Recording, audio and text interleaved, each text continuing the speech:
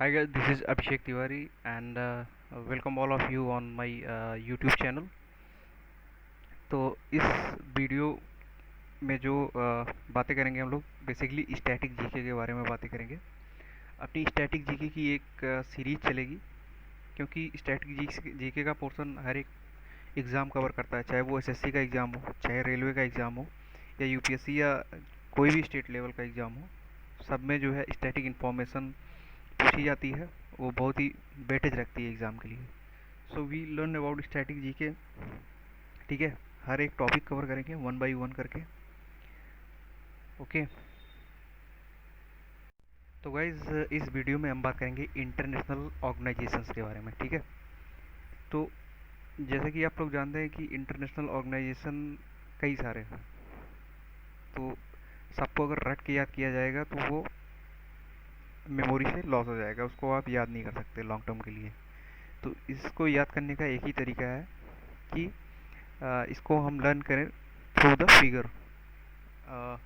Visual form में अगर याद करते हैं कोई चीज़ को तो वो लॉन्ग टर्म के लिए मेमोरी रहती है। तो इसलिए हम लोग इसको विजुलाइज करते हुए पढ़ेंगे। और जो स्टैटिक जी के इंटरनेशनल ऑर्गेनाइजेशन जितने भी है, इसको कवर करने का जो तरीका होगा अपना, वो कंट्री वाइज होगा। ठीक है, हम कंट्री वाइज एक एक कंट्री को देखेंगे।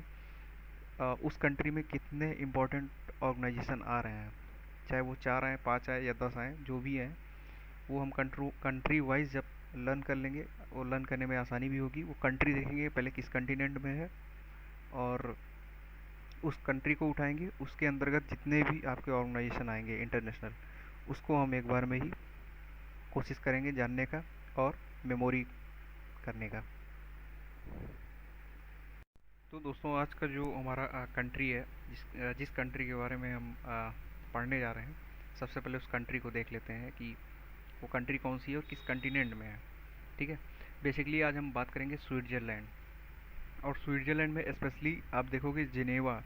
जिनेवा जो प्लेस है, वहाँ पे कई सारे इंपॉर्टेंट ऑर्गेनाइजेशन हैं। अक्सर आप सुनते होंगे जिनेवा के बारे में। तो इसकी आप देख पा रहे होगे वीडियो में लोकेशन जो है।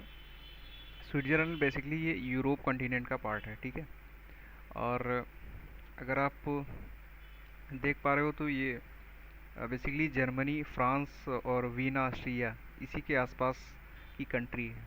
ठीक है, तो इसी के बारे में हम पढ़ेंगे यहाँ पे जितने भी इंपॉर्टेंट ऑर्गेनाइजेशन है। और आप देखोगे कई सारे इंपॉर्टेंट ऑर्गेनाइजेशन स्विट्ज़रलैंड बेस्ड हैं। ठीक है, तो हम शुरू करते हैं स्विट्ज़रलैंड बेस्ड जितने भी इंपॉर्टेंट आपके इंटरनेशनल ऑर्गेनाइजेशन है। ठीक है, सबसे पहले हम देखते हैं कि वर्ल्ड इंटेलेक्चुअल प्रॉपर्टी ऑर्गेनाइजेशन। ठीक है, WIPO इसका शॉर्ट फॉर्म होता है। और ये जिनेवा स्विट्ज़रलैंड बेस्ड ऑर्गेनाइजेशन है। ठीक है, नंबर एक ये हो गया आपका नंबर। और दूसरा ऑर्गेनाइजेशन है अपना वर्ल्ड मेट्रोलॉजिकल ऑर्गेनाइजेशन, जिसे शॉर्ट फॉर्म में WMO भी बोला जाता है। बेसिकली ये क्या डील करता है कि मौसम से संबंधित जितनी भी घटनाएं होती हैं इंटरनेशनल लेवल पर, वो सब वर्ल्ड मेट्रोलॉजिकल ऑर्गेनाइजेशन के द्वारा डील किया जाता है। ठीक है, अ, अब आगे मूव करते हैं हम लोग। अपनी तीसरी इंटरनेशनल ऑर्गेनाइजेशन है WHO, जिसको वर्ल्ड हेल्थ ऑर्गेनाइजेशन बोला जाता है। ठीक है, जो कि अभी कोविड-19 के चलते ज़्यादा लाइमलाइट में आई। ठीक है, ये क्या बेसिकली डील करती है, हेल्थ से रिलेटेड जितने भी इशू होते हैं, ठीक है, इंटरनेशनल लेवल पर सारी कंट्रियों का, वो वर्ल्ड हेल्थ ऑर्गेनाइजेशन डील करता है। और अभी ये ड्यू टू कोविड-19 ये चर्चा में ज़्यादा रहा। तो इससे इसका डिटेल थोड़ा सा देख लेते हैं। इसकी जो फाउंडेशन हुई थी वो 7 अप्रैल 1948 को हुआ था। ठीक है, और इसके हेड जो है टेड्रस एडनोम जी हैं। ठीक है, और WHO से रिलेटेड दो फेमस पर्सनालिटी जो है वो आप विजुअल कर रहे होंगे स्क्रीन पे। एक तो जो लेफ्ट साइड है वो टेड्रस एडनोम है, जो कि अभी हेड हैं WHO के। और सेकंड जिसमें आपको फीमेल की पिक लग रही है, दिख रही है, वो एक्चुअली क्या है, WHO चीफ साइंटिस्ट हैं, जिनका नाम सौम्या स्वामीनाथन है। और ये इंडियन ओरिजिन के हैं, इसलिए ये ज़्यादा इंपॉर्टेंट हो जाती हैं। इसलिए क्वेश्चन में पूछा जा सकता है कि हु इज़ सौम्या स्वामीनाथन। तो आपको पता होना चाहिए WHO चीफ साइंटिस्ट हैं, इंडियन ओरिजिन के हैं। ओके, और अपना जो चौथा इंटरनेशनल ऑर्गेनाइजेशन है वो है ILO। ठीक है, जिसका पूरा नाम है इंटरनेशनल लेबर ऑर्गेनाइजेशन। बेसिकली क्या करता है कि लेबर से संबंधित जितने भी इशू होते हैं इंटरनेशनल लेवल पे, वो सबको डील करता है। ओके। अपना पांचवा जो इंटरनेशनल ऑर्गेनाइजेशन है वो है ITU, जिसका पूरा नाम है इंटरनेशनल टेली कम्युनिकेशन यूनियन। मतलब टेली कम्युनिकेशन से रिलेटेड जितने भी बातें होती हैं, जितने भी इशू होते हैं, वो ये डील करता है इंटरनेशनल टेली कम्युनिकेशन यूनियन। और इसका भी हेडक्वार्टर स्विट्ज़रलैंड जिनेवा में है। और अपना अगला जो ऑर्गेनाइजेशन है वो है WTO, ठीक है, वर्ल्ड ट्रेड ऑर्गेनाइजेशन। ये अक्सर आप लोग करंट अफेयर्स में सुनते रहे होंगे WTO के बारे में, क्योंकि ये जो इंटरनेशनली ट्रेड से रिलेटेड जितनी भी प्रॉब्लम होती है कंट्रियों के बीच, उसको डील करता है, उस इशू को डील करता है। सो WTO इम्पॉर्टेंट ऑर्गेनाइजेशन है और इसका भी हेडक्वार्टर स्विट्जरलैंड जिनेवा में ही है। एंड दिस इज़ UNSCR, ठीक है, जिसका फुल फॉर्म है United nation high commission for refugee. मतलब जितने भी रिफ्यूजी या शरणार्थी, जिसको हिंदी में बोला जाता है, शरणार्थी से रिलेटेड जितने भी प्रॉब्लम है जिस कंट्री में, वो सब UNSCR देखता है।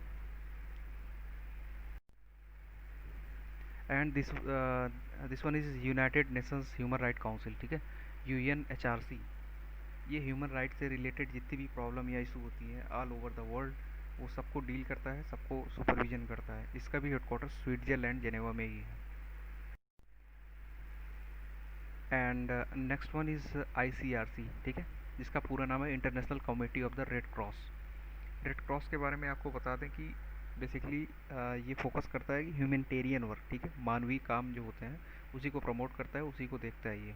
और इसको अपने काम के लिए 3 बार नोबेल पीस प्राइज़ मिल चुका है, ठीक है, इसलिए ये इम्पोर्टेंट हो जाता है, अक्सर कई एग्जाम में पूछा गया है। रेड क्रॉस का हेडक्वार्टर जिनेवा स्विट्जरलैंड में ही है। And next one is UN AIDS organisation, ठीक है। ये एक्चुअली एड्स से रिलेटेड जितने भी इशू होते हैं, जितने भी ऑल ओवर वर्ल्ड जो भी फैसिलिटी होती है, वो प्रोवाइड करती है UN एड्स। इस एजेंसी की भी हेडक्वार्टर जो है स्विट्जरलैंड जेनेवा में ही है। गाइस, अभी तक हमने देखा कि जितने भी अभी तक हमने इंटरनेशनल हेडक्वार्टर देखे, इंटरनेशनल ऑर्गेनाइजेशन बात की है, सबके हेडक्वार्टर अभी स्विट्जरलैंड जिनेवा में, ठीक है। लेकिन अब जो मैं आपको तीन नेक्स्ट पढ़ाऊँगा इंटरनेशनल ऑर्गेनाइजेशन के बारे में, है तो वो स्विट्ज़रलैंड में, लेकिन वो जिनेवा में ना होकर स्विट्ज़रलैंड के अलग अलग लोकेशन में, अलग अलग जगहों पे हैं, ठीक है।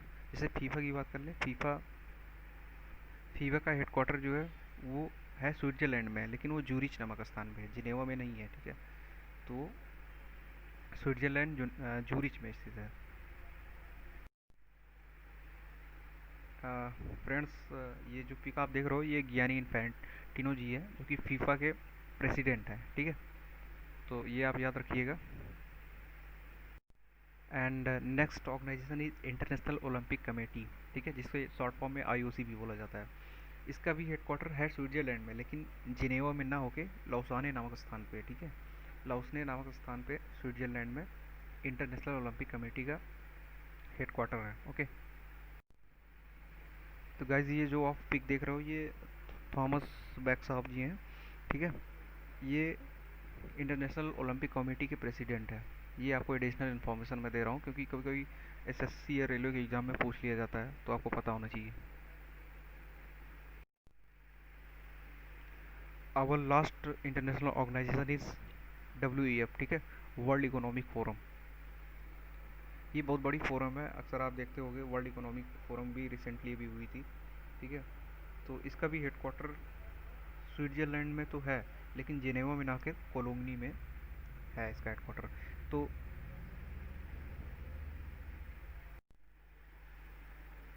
गाइस, अभी इस वीडियो में हम लोगों ने 13 इंपॉर्टेंट इंटरनेशनल ऑर्गेनाइजेशन के बारे में बात की, ठीक है, जिसमें से आप देखोगे कि 10 का हेडक्वार्टर तो स्विट्जरलैंड जिनेवा में है, ठीक है। कंट्री पकड़िए आप, कंट्री 10 ऑर्गेनाइजेशन आपको केवल स्विट्जरलैंड जिनेवा में ही मिल जाएगा। लास्ट के 3 जो हैं अलग अलग हैं, लेकिन वो भी हैं स्विट्जरलैंड में, ठीक है, आपको पता होना चाहिए। जैसे लास्ट के 3 कौन कौन से, एक बार रिवाइज करवा देता हूँ मैं। जैसे फीफा का आपको बताया मैंने, फीफा। दूसरा इंटरनेशनल ओलंपिक कमेटी और तीसरा वर्ल्ड इकोनॉमिक फोरम। ये स्विट्ज़रलैंड के अलग अलग जगह पे है। इन तीनों को छोड़ दिया जाए, बाकी 10 ऑर्गेनाइजेशन आपको स्विट्ज़रलैंड जेनेवा में ही मिल जाएंगे, ठीक है। और ये सीरीज आगे भी मैं बनाता रहूँगा इंपॉर्टेंट ऑर्गेनाइजेशन के बारे में। जैसा कि हम लोग जानते हैं कि हम लोग इंटरनेशनल ऑर्गेनाइजेशन के बारे में वीडियो बना रहा हूँ मैं, लेकिन आपको कंट्री वाइज मैं दूंगा कंटेंट की कौन सी कंट्री में कितने इंपॉर्टेंट इंटरनेशनल ऑर्गेनाइजेशन होंगे, जिससे लर्न करने में आसानी रहेगी और ड्यूरिंग एग्ज़ाम आप लोग क्वेश्चन को सॉल्व कर पाओगे। Thank you guys. अगर वीडियो अच्छा लगे तो लाइक और सब्सक्राइब करिए।